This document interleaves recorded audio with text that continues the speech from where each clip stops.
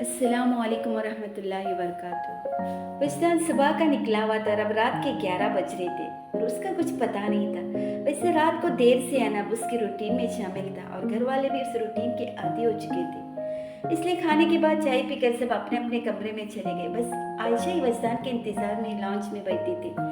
11 बजने के बाद वजदान ने घर में कदम रखा। दरवाजा खोलकर अंदर आते वजदान को देखकर आयशा को लगा उन्होंने वजदान के हौले को देखा हो।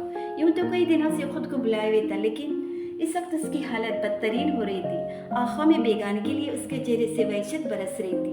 गिर्द जमकर ब्लैक पैंट शर्ट का रंग खख्सवी लगने लगा था। आयशा आखिर माँ थी, उनका दिल पसीज गया। उठ कर उसके पास चली आई। ये क्या हालत बना रखी है वजदान? वजदान ने उन्हें देखा। उसकी आंखों का बेजान असर देखकर वो कट गए। ऐसे क्या देख रहा है, चल इधर आ। उसका बाजू पकड़कर उसे सोफे पर ले आए। अच्छा तरीका है माँ को परेशान करने का। यही जिद है ना कि मलिया से शादी करनी है, ए ले। उन्होंने उसके सामने हाथ जोड़ दिए। गलती हो गई कि तेरी बात नहीं मानी। तू जीता मैं हारी, अब खुश? वो बोलकर खुशी से मुस्कुराए। अब सुबह उसके घर ले जाना, उसके माँ बाप से शादी की बात करूंगी और उस वक्त तक चौकट नहीं छोड़ूंगी जब तक वो हाँ नहीं कर देते। अनजाने में उन्होंने भड़कती आग पर फूलों की बारिश कर दी थी। चुपटे वजदान के अंदर पला के तूफान उठे थे। वो उनसे बेखबर कह रहे थे, मैं अपने बेटे के लिए खाना लेकर आती हूँ, तब तक तुम नहा कर कपड़े बदल लो, ठीक है? वो छोटे बच्चे की तरह से पुचकार कर बोलते खाना गर्म करने किचन में चली गई। वजदान के अंदर धुआं भर रहा था। बहुत सी आवाज़ों का शोर उसके ज़हन में हलचल मचा रहा था। आप मुझसे शादी करेंगे? आप या तो पागल हैं या दीवानी। कोई भी फैसला करने से पहले एक बार मेरे बारे में सोच लीजिएगा। क्या इल्तिजाती? फैसला करने का इख्तियार कभी भी मेरे पास नहीं रहा। वो और कैसी बेबसी थी। अब एक बार और लाइब्रेरी जा सकते हैं? मैं पूरा दिन आपका इंतज़ार करूँगा, मगर वादा वफा ना हुआ। लीजिए मेरी तरफ से तोहफा है। इसकी आतिश कैसा अनोखा तोहफा था। वजदान ने अपने दोनों हाथ कानों पर रखकर सर घुटनों से टिका दिए, मगर आवाज़ें बंद न हुई। बहुत चाहा है उसे, इतना कि अब उस चाह से दस्तबरदार नहीं हुआ जाता। उससे अलग होने का ख्याल मेरे जिस्म से रूह खींच रहा है। वजदान को कफन में लिपटी मलिहा का चेहरा याद आ गया। उसने कहा था, मैं क़यामत तक आपका इंतज़ार करूंगा, और क़यामत तक का इंतज़ार उसकी किस्मत में लिख दिया गया था। वजदान ने तेज हंसी की आवाज़ सुनी थी। उसे लगा तकदीर उसका मजाक उड़ा रही है। वो बाजू में सर छुपाकर दोहरा हुआ बैठा रहा। इस बार चूड़ियाँ खनकने की आवाज़ सुनाई दी थी। वजदान ने सर उठाकर देखा तो उसे लॉन्च के खुले दरवाजे से बाहर प्लर के पास जाने में ढला एक पेकर दिखाई दिया। जैसे कोई हाथ बढ़ाकर बारिश के कतरों को हथेली पर जज्ब करता है। वो हथेली को कभी उलटती कभी सीधा करती, अपने हाथ पर चांदनी को देखकर बच्चों की तरह खुश हो रही थी। वजदान की तरफ उसकी पुश्ती थी और उसके लंबे घने बाल पूरी तरह उसकी कमर को ढक रहे थे। फिर वजदान पहले नजर में उसे पहचान गया, मगर हैरत की वजह से उसका नाम वजदान की जबान से चंद सेकंड की ताखिर के बाद सरसराती हुई आवाज़ में निकला, मलिहा। वजदान की आवाज़ पर उसने पलट कर देखा। वो मलिहा ही थी। मुस्कुराती निगाह से हक्का बुक्का बैठे वजदान को देखते उसने अचानक ही अपना हाथ उसकी तरफ उठा दिया, जैसे उसे हाथ थामने की दावा दे रही हो। वजदान बेताब होकर उड़ता तेजी से बाहर आ गया। फिर जैसे उसने मलिहा का हाथ थामना चाहा, वो शरारत से अपना हाथ पीछे खींचकर हंसती हुई पलट कर भागी। रुकी मलिहा, उसने आवाज़ दी। मलिहा ने पलट कर तो देखा, मगर रुकी नहीं और भागती हुई गेट से निकल गई। मलिहा प्लीज़ रुक जाए। वजदान उसे आवाज़ देता खुद भी गेट की तरफ लपका। वो गेट से बाहर निकला तो मलिहा दोनों हाथ पुष्ट पर बांधे सामने खड़ी शरारत से उसे देख रही थी। वजदान चलता उसके पास आया और मुस्कुराते हुए कदम पीछे की तरफ लेने लगी। मैं कब तक आपको बुलाता रहूँगा और अब कब तक मुझसे दूर भागती रहेंगी? अब बस कर दे। वो बिखर कर शिकायत कर रहा था, मगर मलिहा उल्टे पैरों पर चलती रही। फिर अचानक ही वजदान इसे रोकने के लिए लपक कर उसका हाथ थामना चाहा और वो तेजी से पीछे हटती पलट कर भागने लगी। वजदान भी उसके पीछे दौड़ता चला गया। आयशा खाने की ट्रे लिए लॉन्च में आए तो वजदान वहाँ नहीं था। उन्होंने उसकी तलाश में इधर उधर देखा तो खुले दरवाजे से उन्होंने वजदान को गेट की तरफ भाग कर जाते देखा। वो उसे आवाज़ें लगाते दरवाजे तक आई, मगर वो गेट से निकल चुका था। वापस पलट कर उन्होंने ट्रे टेबल पर रखी और तेज कदमों से चलती हुई गेट पर बाहर आ गई। उन्होंने सर बाहर निकाल कर देखा तो वजदान भागता हुआ किसी गली में मुड़ रहा था। उनके छठी हिस्स ने उन्हें वार्निंग दी थी। एकदम पलटे और जितना तेज दौड़ सकते थे दौड़ते अपने कमरे में आ गए और सोते हुए मुस्तफ़ा आसिम को झंझोर दिया। उठिए मुस्तफ़ा साहब, वजदान को रोके, वो कहीं चला गया है। वो आंखें मलते उठ बैठे। वजदान आ गया? उन्होंने कुछ और ही सवाल किया। हाँ, और चला भी गया है। मेरे दिल को कुछ हो रहा है मुस्तफ़ा साहब, मेरे बेटे को मेरे पास ले आए। वो असल सूरत हाल को समझ नहीं पाए थे, बस इतना समझ आया कि वजदान घर आया था और फिर चला गया। अब वो चाह रही कि मुस्तफ़ा अजीम उसे घर ले आए। वो बहुत से सवाल करना चाहते थे कि वजदान क्यों आया और क्यों गया है, और अगर चला गया तो परेशानी की क्या बात है, वापस आ जाएगा। मगर जिस तरह आयशा मुस्तफ़ा के पैर फूल रहे थे, उन्हें एहसास हुआ कि ज़रूर कोई गड़बड़ हुई है और उनके पास सवाल का वक्त नहीं है। फ़ौरन वजदान के पीछे निकलना चाहिए। वो झटके से उठ खड़ी हुई और नई ड्रेस पहनी, स्लीपर पाँव में और हंसते बाहर भागी। आयशा बाहर आ गया। अपने कमरे के साथ वाला दरवाजा पीटते मुजम्मिल को आवाज़ें देने लगी। मुस्तफ़ा आज़िम उनकी तरफ ध्यान दिए बगैर बाहर निकलते चले गए। उनकी और मुजम्मिल की कारें पोर्च में खड़ी थी और वजदान की बाइक भी। इसका मतलब वो पैदल ही गया। तेजी से सोचते उसकी तलाश में खुद भी पैदल निकल पड़े। दरवाज़ा खोलकर मुजम्मिल ने अपनी माँ की हवास बाख्ता चेहरे को देखा तो फिक्रमंदी से पूछा, क्या बात है अम्मी? वजदान कहीं चला गया, जाओ मुजम्मिल उसे ढूंढ कर ले आओ। कहाँ चला गया और परेशान क्यों हो रही है? वो बच्चा नहीं है, वापस आ जाएगा। मेरा दिल कह रहे हैं मुजम्मिल वो वापस नहीं आएगा, तुम जाकर उसे ले आओ। तुम्हारे अब्बू भी गए। क्या कुछ हुआ है जो चला गया? मुजम्मिल को ये समझ में आया कि शायद वजदान के माँ बाप से कोई बात हुई और वो झगड़ा करके चला गया, वरना आयशा इतना परेशान क्यों होती? मुझे नहीं पता कि क्या हुआ, लेकिन कुछ हुआ ज़रूर है। जब वो आया था तो उसके चेहरे से लग रहा था कि उसके साथ कुछ हो गया है। देर मत करो मुजम्मिल, जाओ जाकर अपने भाई को ढूंढो। और रोने लगे तो मुजम्मिल के पीछे खड़ी हुई अनिका आगे निकलकर उनके पास आई और उन्हें साथ लगाकर चुप कराने लगी। अम्मी प्लीज़ आप रोएं तो मत, मैं जाकर उसे लाता हूँ। उनके रोने पर उसने परेशान होकर कहा। फिर अंदर से गाड़ी की चाबी उठाकर बाहर निकल गई। गाड़ी लेकर गली में घूमते मुजम्मिल को वजदान तो नहीं मिला, लेकिन मुस्तफ़ा आज़िम मिल गए। उसने कार रोक कर उन्हें साथ बिठा लिया। फिर दोनों बाप बेटे गलियों को छोड़कर मेन रोड पर वजदान को तलाश करने के लिए निकल गए। 2 घंटे की तलाश के बाद वो नामुराद लौट आए। वजदान नहीं मिला। आयशा के सवाल पर मुस्तफ़ा आज़िम को लगा वो अचानक ही बहुत बूढ़ी हो गई। वो शिकस्ता अंदाज में गर्दन झुकाकर बैठ गई। इंतजार करके देखते, हो सकता है सुबह तक वो खुद ही आ जाए। अनिका ने मुरझाए चेहरे पर उम्मीद जगानी चाहिए। मैं वजदान के दोस्तों को फ़ोन करता हूँ, किसी को मुखातिब किए बगैर कहकर मुजम्मिल उठा और टेलीफोन स्टैंड से डायरी उठाकर उसमें से वजदान के दोस्तों के नंबर तलाश करने लगा। सबसे पहले उसे आफाक का नंबर नजर आया। उसने रिसीवर उठाया, नंबर डायल करने लगा। नहीं मुजम्मिल भाई, वजदान यहाँ तो नहीं आया, बल्कि मैंने खुद उसे आपके घर ड्रॉप किया था। अच्छा, उनकी आवाज़ सुस्त हो गई। मुजम्मिल भाई, ऐसा करते मैं आपकी तरफ आ जाता हूँ, फिर मिलकर उसे ढूंढते। आफाक वाकई परेशान हो गया था। फिलहाल उसकी ज़रूरत नहीं, अब्बू और मैं उसे तलाश कर रहे हैं। फिर तुम्हारी अपनी फैमिली क्राइसिस से गुजरी है। अम्मी ने बताया था तुम्हारी कजिन के बारे में, सुनकर वाकई अफसोस हुआ। आफाक लब काटने लगा। अच्छा, मैं बाकी दोस्तों की तरफ ट्राई करता हूँ, शायद वहाँ मिल जाए, और अगर वो तुम्हारी तरफ आए तो फ़ोन कर देना। जी मुजम्मिल भाई, वैसे कहने की ज़रूरत नहीं, मैं समझ सकता हूँ आप इस वक्त कितने परेशान होंगे। अल्लाह हाफिज़। दूसरी तरफ से लाइन डिस्कनेक्ट हो गई तो आफाक ने रिसीवर क्रडल पर डाल दिया। समीरा को अचानक ये बहुत थकावा लगने लगा था। उसके पास से रास्ता से उसके कंधे पर हाथ रख दिया। आफाक उसके हाथ पर हाथ रखते हुए आहिस्तगी से बोला, समझ नहीं आ रहा ये सब क्या हो रहा है। पहले मलिहा की तरफ से बुरी खबर मिली, अब वजदान की तरफ से धड़का लग गया है। क्या हुआ? समीरा ने सहम कर पूछा।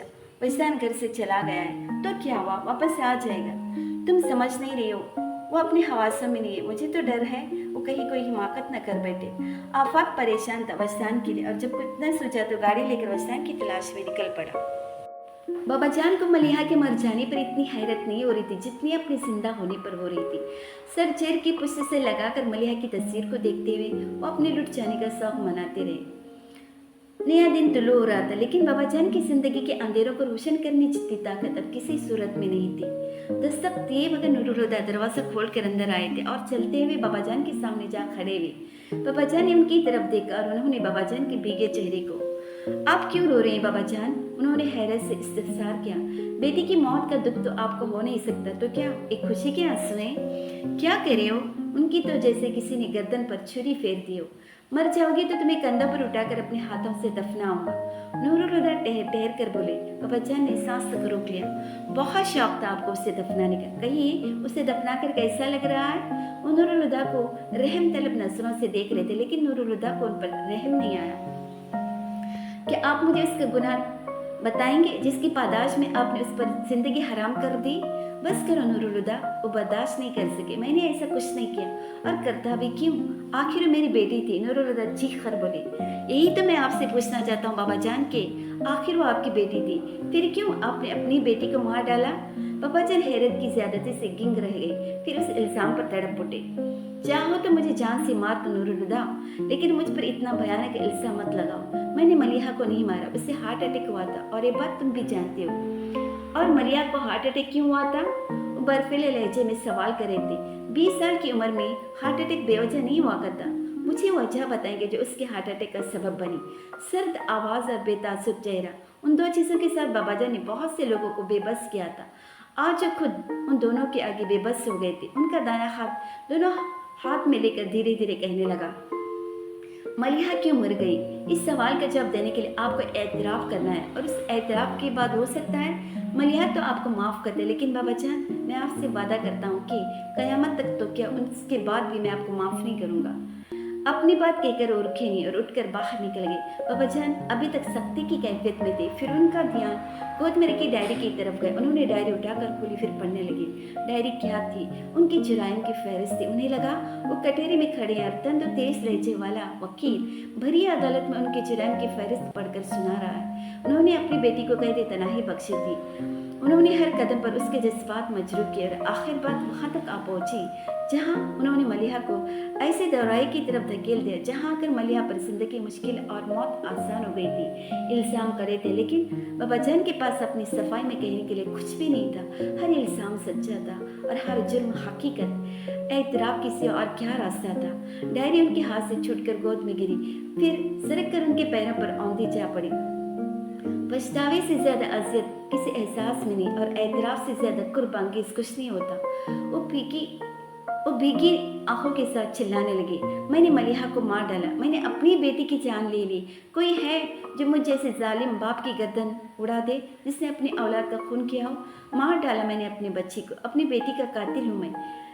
मेरी मलिहा मेरे हाथों मर गई। लोगों, मुझे मार डालो। उनकी आवाज़ कमरे की दीवारों से टकरा कर गूंजती रही। फजर के आज़ानों के साथ कराची के मसाफात में जिंदगी मामूल के मुताबिक जाग उठी थी। चाचा होटल के मालिक चाचा रोज़ की तरह अपने भैंसों का दूध निकालकर छोटे की हमरा में तड़के ही पहुंच गए ताकि गायकों के आने से पहले उनके नाश्ते का बंदोबस्त हो सके। वैसे भी इस होटल पर गायक बहुत आते थे। एक तो ये वजह थी कि ये होटल हाईवे के साथ था, दूसरे आसपास 50 किलोमीटर तक कोई दूसरा होटल नहीं था, इसलिए हाईवे से गुजरने वाले ट्रक ड्राइवरों को पेट पूजा के लिए चाचा होटल में रुकना पड़ता। चाचा तो दूध की बाल्टियाँ साइड में रखकर खड़े पर बैठा गरारे करने लगा। छोटा चारपाइयों को बाजियाब कराने के लिए किचन के दरवाजे का ताला खोलने लगा। तभी उसकी नज़र तंदूर के साथ रखे लकड़ियों के ढेर पर पड़ी। उसे वहाँ कोई छुपा नजर आया।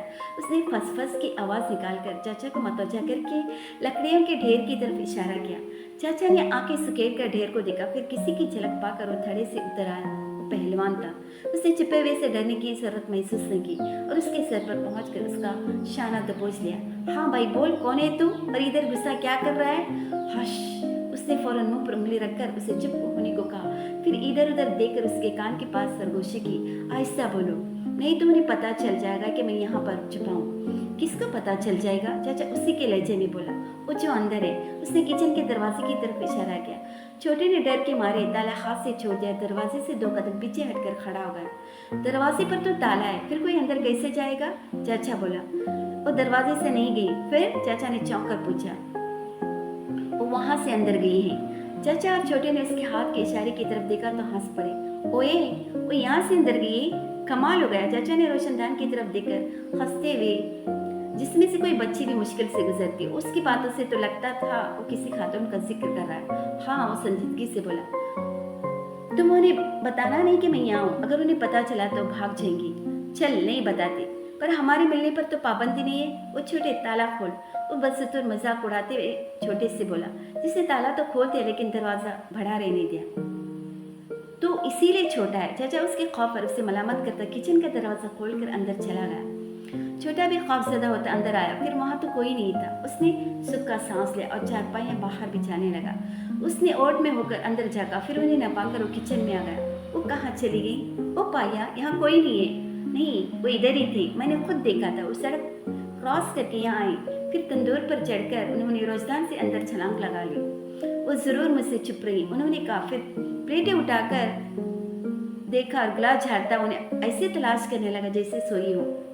देख, रोजदान से छलांग लगाकर अंदर आई थी, अब रोजदान से छलांग लगाकर बाहर चली गई होगी। ऐसा कर तू, उसे बाहर जाकर ढूंढ जा। शाबाश, उसने पिचकार कर कहा। उधर वो भी उनको न पाकर मायूस हो गए। वो बाहर आकर और सड़क पर आंखें घुमा घुमा कर देखता, जैसे अंदाजा करने लगा कि वो किधर गई होगी। फिर एक सिमत का तयन करके वो दौड़ पड़ा। जूते न जाने कब उसके पैरों से निकल गए थे। वैसे भी रात भर भागने के बाद अब उसके जख्मी पाँव जूता पहनने के काबिल रहे भी नहीं थे। वो नंगे पाँव सड़क पर भागता चला जा रहा था। चाचा, एक कौन था? छोटे ने सवाल किया। पागल था बेचारा, चाचा ने कहकर चारपाई उठाई और बिछाने के लिए बाहर ले आया। रात आफाक के आने के बाद साजिद भी जल्दी पहुंच गया था। सारी रात वजदान की तलाश जारी रही। रिंगे होती रही, फोन बजते रहे, मगर लाहासिल। इतना तो बता दो आयशा कि आखिर हुआ क्या था? मुस्तफ़ा अजीम के लहजे में भी थकन थी। कितनी बार को मुस्तफ़ा साहब कि कुछ नहीं हुआ था। वो जब घर आया था तो पहले से ही परेशान था, बल्कि वो तो कई दिनों से मलिया वाले मामले पर अपसेट था। मुझसे देखा नहीं गया और उससे कहा कि वो मलिया से शादी कर ले, मुझे कोई एतराज़ नहीं। फिर मैं उसके लिए खाना लेने चली गई। वापस आई तो गेट से बाहर निकल रहा था और बस, उससे ज़्यादा मुझे कुछ मालूम नहीं। लेकिन आफाक को बहुत कुछ मालूम था। उसने मलिया के नाम पर उनको देखा, फिर सर झुकाकर नफे में सर हिलाने लगा। अबू, मैं सोच रहा था कि हमें अस्पतालों में देख लेना चाहिए, कहीं कोई हादसा न हो गया हो। कुछ दिन पहले के वाक़े को नज़र में रखते हुए मुसम्मिल ने कहा तो साजिद तायद करने लगा। बिल्कुल ठीक कहा मुसम्मिल भाई, हमें इस इम्कान को नज़रअंदाज नहीं करना चाहिए। तो फिर चलें? आफाक उठते हुए बोला तो बाकी तीनों भी फ़ौरन ही उठ गए। फिर शहर का कोई अस्पताल और क्लिनिक ऐसा नहीं बचा था जहाँ उन लोगों ने वजदान को तलाश न किया हो, लेकिन वो कहीं नहीं मिला। घर लौटने पर उनके मायूस चेहरों को देखकर आयशा ने नम आँखों से अपने शोहर को देखते हुए कहा, कमाल है मुस्तफ़ा साहब, मैं माँ हूँ, फिर भी जिस वक्त से आप गए मुस्तकिल दुआ कर रहे थे कि काश मेरे बेटे का एक्सीडेंट हो गया हो, और आप बापू घर में बेटे को लिए बगैर आ गए। मुस्तफ़ा अजीम ने उनकी तरफ देखा, फिर नज़र चुराते हुए सर पकड़ कर बैठे। किसी ख्याल के तहत मुसम्मिल ने अनिका को मुखातिब किया। अनिका, तुम ज़रा ध्यान से वजदान के कमरे की तलाशी लो, शायद तो अपना कोई सुराग छोड़ गया हो। आपके कहने से पहले ही मैं एक काम कर चुकी हूँ और मुझे उसके कमरे से ऐसी कोई चीज़ नहीं मिली। अलबत्ता इतना बोल करो चुप हुई तो मुसम्मिल फ़ौरन बोला, क्या? वजदान का NIC, इसका ड्राइविंग लाइसेंस और चेकबुक वगैरह सब गायब है। मैंने बाकी जगह भी चेक किया मगर कहीं नहीं मिली। वो जो कहना चाहती थी सब पल में समझ गए। इसका मतलब वजदान अपने ज़रूरी डॉक्यूमेंट्स और चेकबुक साथ ले गया, और अगर ऐसा है तो जहाँ भी गया यकीनन वापसी के इरादे से नहीं गया। साजिद परेशान को लहजे में बोला। मुस्तफ़ा अजीम तो कुछ कहने के लायक ही नहीं रहे थे और आयशा भी दुपट्टे में मुंह छुपाकर सिसकने लगे। आफाक ने अनिका से पूछा, उसके इस्तेमाल की चीज़ों में से और क्या कुछ गायब है? और तो कुछ भी नहीं, उसके कपड़े, जूते और बाकी सामान सब अपनी जगह पर है, बल्कि मुझे इसका वॉलेट भी उसके बेड के दराज में रखा मिला था। और तो और वो मलिहा की तस्वीरें भी घर पर छोड़ गए। मलिहा की तस्वीरें? एक दिन में आफाक के लहजे से हैरत भरी आवाज़ निकली। हाँ, अनिका ने कहा, फिर एक लिफाफा आगे बढ़ाते बोली, ये मुझे वजदान की किताबों में रखा मिला था। आफाक से पहले मुसम्मिल ने वो लिफाफा उसके हाथ से लेकर तस्वीरें निकाले और एक तस्वीर पकड़कर बाकी मुस्तफ़ा अजीम के हाथ में दे दी। साजिद ने उनके हाथ से 2 तस्वीरें लेकर एक आफाक को दी और एक खुद देखने लगा। पहली नज़र में पहचान गया कि वो तस्वीरें थी जो वजदान ने उसके कैमरे से खींची थी, मगर इसे तरद्दुद हुआ, एक ऐसे मालूम हो कि मैं ले आई है। आयशा मुस्तफ़ा ने तस्वीरों की तरफ हाथ नहीं बढ़ाई, वकील ने तस्वीरें पहले देख चुकी थी। तुम कैसे कह सकती हो कि मलिहा की तस्वीरें? मुस्तफ़ा अजीम ने वो सवाल किया जो सबके जहनों में था। मैं मलिहा से मिल चुकी हूँ, उसने बम फोड़ा था। सबकी मुँह हैरत से खुल गई। मुसम्मिल ने सरसराते लहजे में पूछा, कब? वो बताने लगी, जिस दिन वजदान का एक्सीडेंट हुआ तो वजदान से मिलने घर आई थी और उसने खुद बताया था कि मलिहा फारूक की है। फिर अपना नंबर देकर कहा था कि वजदान से को उसे कॉल कर रहे, लेकिन मैंने उसका नंबर लेकर फाड़ दिया। वैसे अब तो ये बात साफ हो चुकी है कि वजदान घर छोड़कर चला गया। बेदिली से मलिहा की तस्वीर टेबल पर डालते मुसम्मिल के लहजे में मायूसी थी। मेरा ख्याल है अब हमें पुलिस की मदद लेनी चाहिए, शायद वो उसे ढूंढ सके। मुस्तफ़ा अजीम के चेहरे पर वैरानी मुस्तकिल डेरा डाल चुकी थी। वो कमज़ोर से लहजे में किसी को मुखातिब किए बगैर बोले थे। लॉन्च में बैठा हर शख्स उनके अंदर की थकन को महसूस करके सर झुका गया। परेशानी से होठ काटते उनकी आंखें नम हो रही थी। वजदान से उनकी मोहब्बत किसी से ढकी छुपी नहीं थी। उनके लिए सानिया वाकई बहुत अजीम था। शोहर को नाउम्मीद होते देखकर आयशा की अपनी ताकत भी कमज़ोर पड़ गई थी। उन्होंने अपनी आंखों को छलकने से बाहर करने के लिए कोई कोशिश नहीं की। उनको रोते देखकर मुजम्मिल की अफसरदगी गहरी हो गई। उससे बैक वक्त वजदान पर गुस्सा भी आ रहा था और उसके लिए बड़े भाई की तरह परेशान भी हो रहा था। मुस्तफ़ा अजीब तवील खामोशी के बाद थके हुए लहजे में बोली, तुमने मुझसे मेरा बेटा छीन लिया है आयशा। उन्होंने अपने शोहर की तरफ देखा और बेबसी से बोली, मगर मैं तो इजाज़त दे चुकी थी मुस्तफ़ा साहब, फिर क्यों? बात अधूरी छोड़कर वो आंसू पीने लगे। धड़कनें थम जाती हैं, सांसें रुक जाती हैं, मगर वक्त नहीं रुकता। नूरुल हुदा ने सोचा, आज मलिहा का स्वयं भी हो गया था। तुम बहुत बड़े वकील हो ना मुनीर हुसैन, एक बात बताओगे? कॉलिन पर बिछी चांदी पर बैठे बाबा जान ने अपने सामने बैठे मुनीर हुसैन से सवाल किया। पूछे भाई साहब, वो बोले, अगर कोई शख्स किसी को कत्ल कर दे तो मकतूल के माँ बाप को यह हक होता है कि अगर चाहे तो अपने औलाद के कातिल को माफ़ कर दे, लेकिन अगर बाप ही अपनी औलाद का कातिल हो तो खून कौन माफ़ करेगा? मुनीर हुसैन उनके सवाल पर हैरान होते बोले, बच्चे की माँ, और अगर माँ पहले मर चुकी हो तो? आप इस तरह की बातें क्यों पूछ रही हैं भाई साहब? क्योंकि मैं माफ़ी मांगना चाहता हूँ, लेकिन जिनका गुनहगार हूँ न मुझ में उनका सामना करने की हिम्मत है और न उनसे माफ़ी मिलने की उम्मीद। मैं जानना चाहता हूँ कि उनके सिवा और कौन शख्स है जो मुझे माफ़ कर सकता है। एकदम ही उनकी आवाज़ में लर्जिश आ गई और आंख से आंसू बहने लगे। उनकी तरफ देखते हुए नूरुल हुदा ने अपने जबड़े भींच लिए और लाताल्लुक़ से गर्दन मोड़कर दूसरी तरफ देखने लगी। ऐसा क्या गुनाह किया है आपने? मुनीर हुसैन हैरत से पूछ रहे थे। बाबा जान ने अपने कांपते होठों से तौक़ुफ़ के बाद कहा, मैंने मलिहा को कत्ल किया है। उस इंकिशाफ को सुनकर सब मुँह खोले हैरत से उन्हें देखने लगे। आप जानते हैं भाई साहब आप क्या कह रहे हैं? इफ्तिकार सरसराती आवाज़ में बोले, हाँ, मगर तुम नहीं जानते इफ्तिकार के कैसे मैंने अपनी खुद पसंदी जिद और हठधर्मी का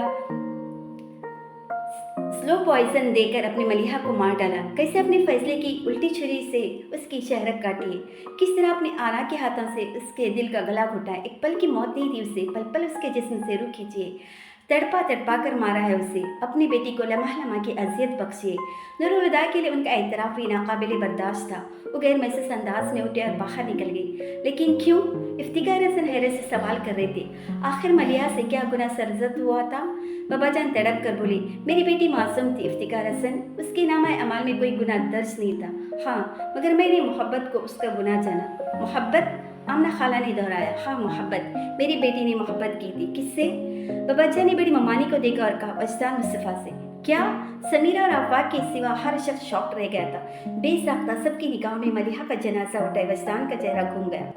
मैं मलिहा की शादी नहीं कर रहा था इफ्तिकार, बल्कि अपनी बेटी की मौत का वक्त, दिन और तारीख तय कर रहा था। उनकी आवाज़ लड़खड़ा गई और वो कांपते लहजे में बोले, और देखो जरा, मौत ने एक पल की भी ताख़ीर नहीं की। फिर बुलंद आवाज़ में रोते हुए बेबसी से कहने लगी, मेरी मलिहा को कोई ढूंढ लाए, मैं उसके पैरों पर सरक कर माफ़ी मांगना चाहता हूँ। इफ्तिकार हसन का अपना दुख कुछ कम नहीं था। जिसके चेहरे में अपनी मरहूमा बहन का अक्स देखते थे, वो आईना टूट गया था। उन्हें खुद भी मलिहा से बड़ी मोहब्बत थी। वो जब भी बाबा जान को देखते थे उन्हें उन पर तरस आता था। कितनी देर बाद औलाद देकर कितनी जल्दी वापस ले ली थी, मगर उनके दिल में बाबा जान के लिए कोई हमदर्दी बाकी नहीं रही थी। वो यूँ बेहिस निगाह से उन्हें रोते हुए देख रहे थे, जैसे उनके आगे तमाशा चल रहा हो। किस उम्मीद पर माफ़ी की बात करते हैं भाई साहब? उस सर्द लहजे में बोले, जब आपने अपनी ही बेटी की बेगुनाही नहीं बख्शी तो कोई आपकी गुनाह कैसे बख्श सकता है? मुझ में तो इतना ज़र्फ नहीं कि उस बेहिस पर तरस खाऊं जिसने अपने औलाद पर तरस नहीं खाया। कि आप पे इतना ज़र्फ है कि खुद पर तरस खाएं, खुद को माफ़ कर सकें? बाबा ने मुजरिमों के अंदाज में सर झुका लिया। जब आप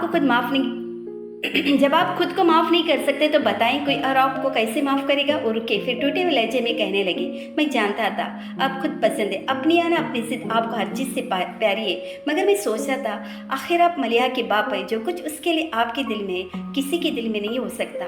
मैं कितना सही था, जो संग दिली मलिहा के लिए आप में थी वो और किसी में नहीं। वो बोल कर चुप हो गई तो बाबा जान कहने लगे, रुक क्यों गए इफ्तिकार? मरने वाले से तुम्हारा खून का रिश्ता था, कोसो मुझे ताने दे कर मार डालो, हाथ उठा और बद्दुआ मांगो मेरे लिए। कोई ऐसी सज़ा मुंतखब करो जिससे मेरी रूह कांप जाए। सज़ा का इंतखाब हो चुका है भाई साहब। आमना खाला शअलाबार निगाह से उन्हें देख रही थी। अब आप उम्र भर खुद को कोसेंगे, अपने खाली दामन को फैलाकर खुद को बद्दुआएं देंगे। आपका नुकसान आपको याद आकर आपकी रूह को तड़पाएगा। आपका गुनाह जितना बड़ा है उसके लिए ही मुनासिब है कि आप उम्र भर खुद से माफ़ी की भीख मांगते रहे और उम्र भर खुद को माफ़ न कर सके। बाबा जान का चेहरा लुट्ठे की माने सफ़ेद हो गया था। इफ्तिकार हसन उठ खड़े हुए तो सब उनकी तकरीर में उठकर जाने लगे। तुम मुझे माफ़ किए बगैर नहीं जा सकते इफ्तिकार। वो हवास बख्ता से उठकर उनके पास आए। और मैं आपको कभी माफ़ नहीं कर सकता। इफ्तिकार हसन ने हमेशा उन्हें एहतराम दिया था, उनसे बात करते हुए हमेशा नज़र झुका कर रखते थे, मगर आज उनके दिल में बाबा जान का एहतराम ख़त्म हो चुका था। वो बदलियाजी से बोलकर उनका हाथ झटकते आगे बढ़ गई। रुक जाओ मुनीर हसन। बाबा जान ने अब के उनका बाजू थामा। आप किस रिश्ते से मुझे रोकते हैं भाई साहब? मेरी बहन को गुजरे बरसों बीत गए और आज उसकी बेटी भी मर गई। अब आपका हमसे क्या वास्ता? जाए भाई साहब, अल्लाह आपको आपके अज़र मुबारक दे। वो सख्ती से उनका हाथ झटक कर बाहर निकल गए और उनके पीछे मलिहा की ममानिया, खाला और तमाम कजिन्स भी। अब कसर फारूकी में उनका क्या रखा था? नूरुल हुदा लॉन में टहल रहे थे। उन लोगों को अंदर से निकलकर गाड़ियों में बैठते देखकर वो तेज रफ्तार पोर्च में आ गई। इफ्तिकार हसन बैठने के लिए दरवाज़ा खोल चुके थे। मामू जान, नूरुल हुदा ने पीछे से आकर दरवाजे पर हाथ रख दिया। इफ्तिकार हसन पलट कर उन्हें देखने लगे। बोलो नूरुल हुदा। वैसे लगता तो नहीं कि अब सुने कुछ बाकी बजाए। मुजरिम न होते हुए भी नूरुल हुदा मुजरिम समझने लगे। उन्होंने सर झुका लिया और सफाई देने के अंदाज में आहिस्ता से बोले, मैं लाइन में था मामू जान, जानता हूँ। उनका लहजा थका थका सा था। नूरुल हुदा उनका चेहरा देख मुल्तजी अंदाज में बोली, मुझसे अपना रिश्ता मत तोड़िएगा मामू जान। तुमसे मेरा रिश्ता ही कब था? वो अचानक ही सफाक हो गए और जिससे रिश्ता था वो अब नहीं। हाँ, मुरव्वत बाकी थी, लेकिन अब मुरव्वत निभाने का हौसला कहाँ से लाऊं? नहीं नूरुल हुदा, अब कसर फारूकी में मेरे लिए कुछ नहीं बचा, बस ठिकाने लग चुका है। आप बाबा जान से नाराज़ हैं? तुम नहीं हो? उन्होंने पलट कर सवाल किया। होंठ दबाकर बोलते और सर इकरार में हिलाने लगे, लेकिन उन्हें छोड़कर नहीं जा सकता। वो नूरुल हुदा को देखकर रह गए, फिर अल्लाह हाफिज़ कहकर गाड़ी में बैठ गए। नूरुल हुदा 2 कदम पीछे हटे और वो गाड़ी निकाल कर ले गए। वो खड़े पोर्च की ज़मीन को घूर रहे। उन्हें बाबा जान का ख्याल आया तो अंदर आ गए, मगर उनके कदम एंट्रेंस से आगे न जा सके।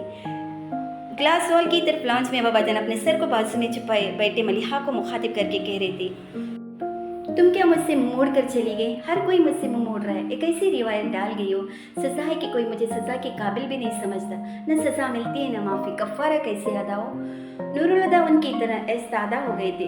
उनके दिल की हालत अजीब हो रही थी। एक तरफ उनका दिल चाह रहा था बाबा जान को गले लगा ले, दूसरी तरफ जी चाहता था उनसे मुंह फेर कर भाग खड़े हों। एक मजबूरी आगे खींच रही थी, दूसरी पीछे को। वो कशमकश में उलझ गए। सोच कर उनका दिमाग फटने लगा तो बेरहमी से दिल में बाबा जान को मुखातिब करके बोली, फिक्र मत करिए बाबा जान, मैं आपको सजा दूंगा, वही सजा जो आपने उमर भर मलिहा के साथ किया। और बड़ी बेएतनाई से चलते बाबा जान के पास से गुजर कर सीढ़ियाँ चलने लगे। रोते बाबा जान ने सर उठाकर उन्हें देखा और हैरत से सोचने लगे, बेसी की सिफत नूरुल हुदा में तो नहीं थी।